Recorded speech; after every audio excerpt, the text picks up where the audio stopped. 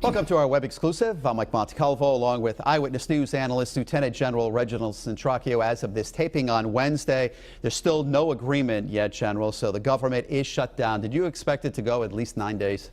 No, I didn't. I thought it would be over certainly within the first 2 or 3 days for obvious reasons, because what they're finding now is it's impacting much more than they thought it would even be possible when they first went into this whole shutdown thing. So I thought it would end certainly several days ago. Well, we noticed yesterday the CIA director is recalling now workers because of a national security concern. What did you make of that when you heard that? Well, I think it's common sense is that when you have an operation such as the CIA, you don't plan things that's going to happen tomorrow. You plan things now that may take place several years from now.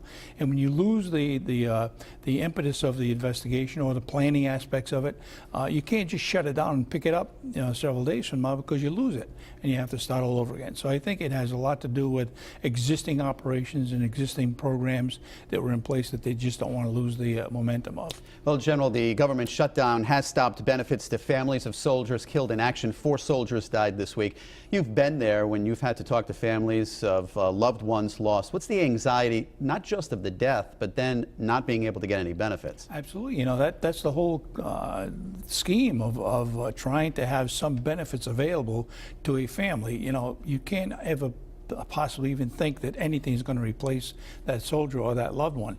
But when you have some kind of consideration that they must continue with their lives and all of the bottom line of being able to sustain themselves, that $100,000 really doesn't go a long way.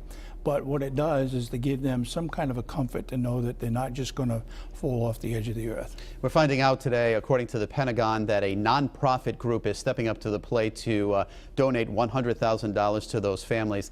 I can't imagine that's going to last very long. It isn't, and I have mixed emotions about that. Clearly, I'm happy that someone would step up to the plate and do this. But this is the responsibility of the United States government. It has nothing to do with the responsibility of the nonprofit organizations, and I appreciate that. I don't want to come across as being insensitive to it. But this is a responsibility of the United States, not a nonprofit organization. And I'm disappointed with the whole thing as it related to this particular benefit. When you see something like this, does this give lawmakers more time now to stall?